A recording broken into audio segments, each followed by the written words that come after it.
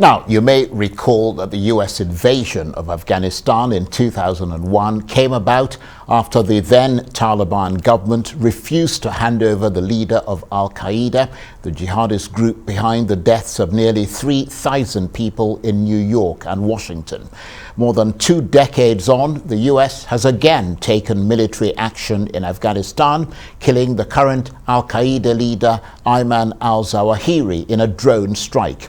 He had been Osama bin Laden's number 2 and was central in organizing many of Al-Qaeda's deadly operations, including 9/11 and the twin US embassy bombings in East Africa. The precision drone attack on a villa in Kabul, America's first so-called over-the-horizon strike in Afghanistan since it withdrew nearly a year ago, was condemned by the Taliban.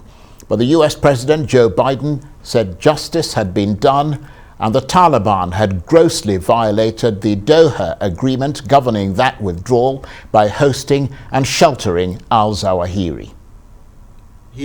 On Saturday, at my direction, the United States successfully concluded an airstrike in Kabul, Afghanistan that killed the emir of Al-Qaeda, Ayman Al-Zawahiri.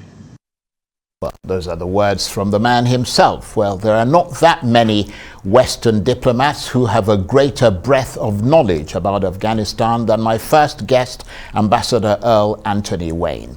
Ambassador Wayne served as a US diplomat from 1975 to 2015, including as coordinating director for development and economic affairs and deputy US ambassador in Afghanistan. He was Assistant Secretary of State under 3 US Secretaries of State. And Ambassador Wayne joins me now from Washington. Thank you so much for joining us. A busy day for you. We appreciate the time you've given us. Tell us more about why Ayman Al-Zawahiri, the leader of Al-Qaeda who's been killed in an American drone strike, mattered so much to the US. Well, I think first it's very important symbolically because he was a key mastermind between at least 3 attacks on U.S. officials historically, the largest being the attacks in New York and Washington, but as you mentioned, previously against 2 of our embassies in Africa and also against a military ship in the Arabian Sea, in the south of Saudi Arabia. And he remained very important for all the Al-Qaeda training. He remained an ideological leader after bin Laden left.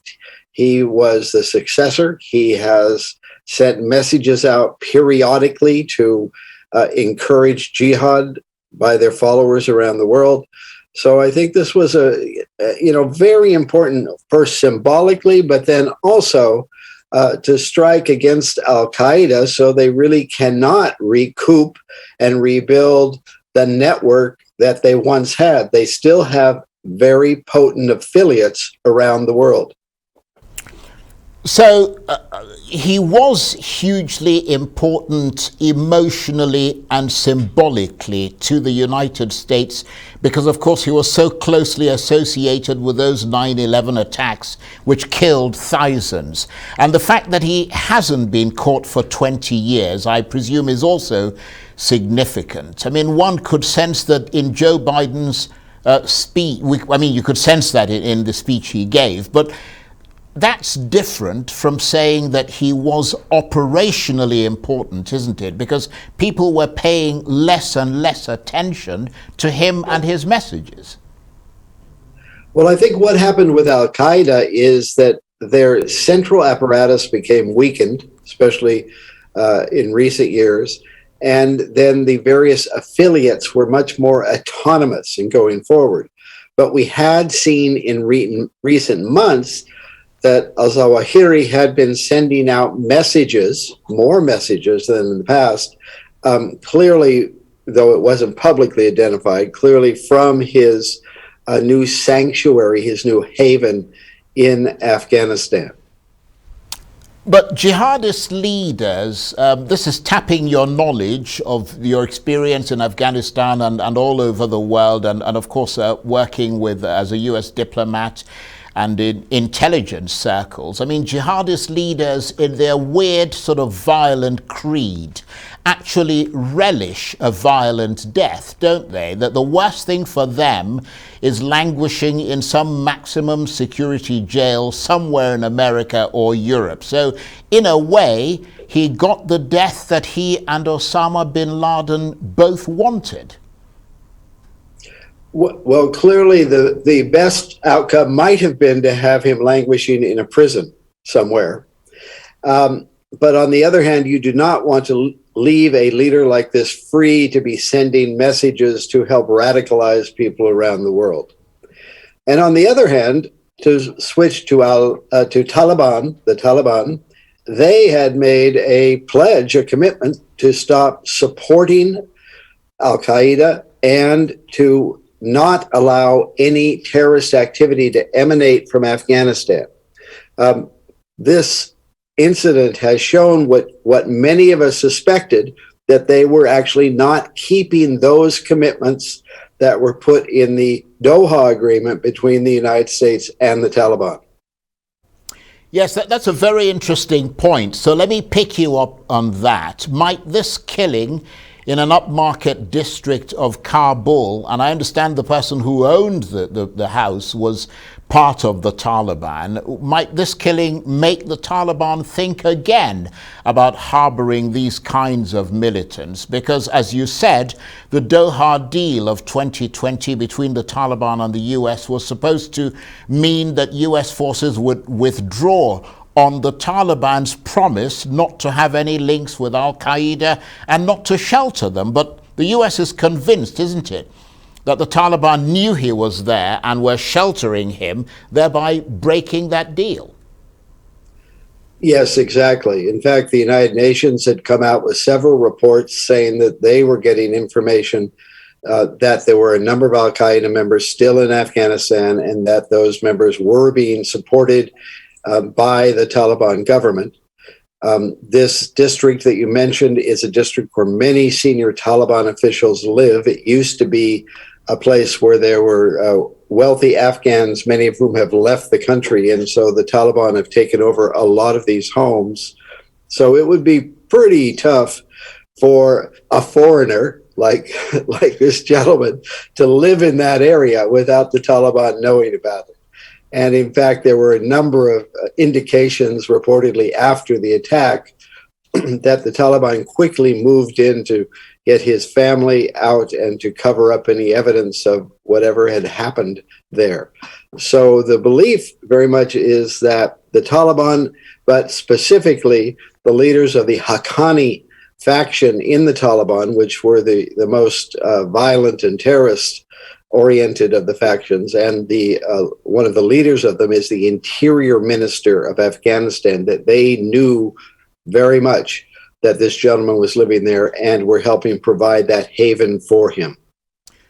But I'm going to ask you a question that I asked our chief correspondent earlier in the day. Do you think the Taliban may have been in some way involved with the US at an intelligence sharing level?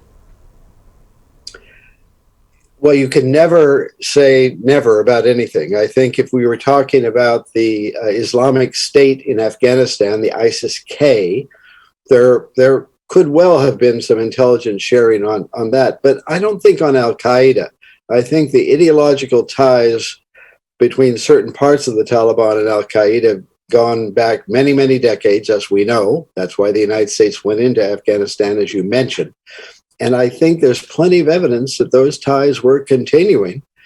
And this is just prima facie evidence of this. Now, the Taliban may also be working closely with some other regional terrorist groups from neighboring states, where we've seen a number of reports, including with the Pakistani Taliban, with radicals from Uzbekistan, from Tajikistan, that have those reports have people worried also. And this just suggests a return to the old practices of the Taliban, which is to support those who are ideologically aligned with them on the need for Islamic Emirates.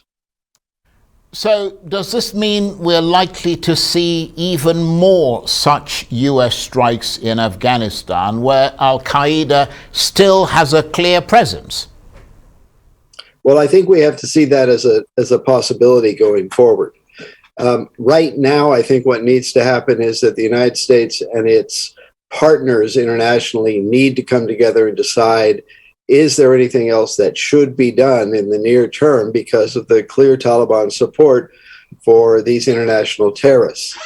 And this is coming, as you know, with the Taliban's really reprehensible treatment of women and girls and others who oppose them in Afghanistan. The United Nations just came out with a devastating report talking about the human rights violations, highlighted by the fact that girls can't go to high school, the only place in the world where they are banned from going to high school. So this is a combination of the Taliban returning to their very repressive and lamentable practices of the 1990s.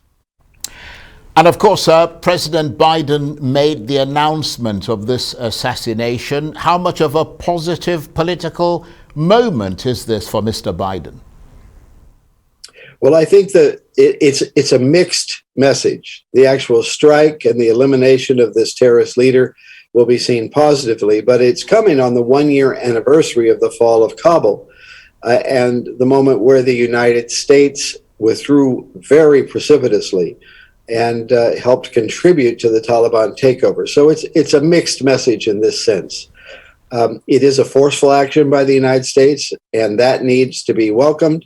We need to see what follow-up actions there can be to have a price for the Taliban because of this.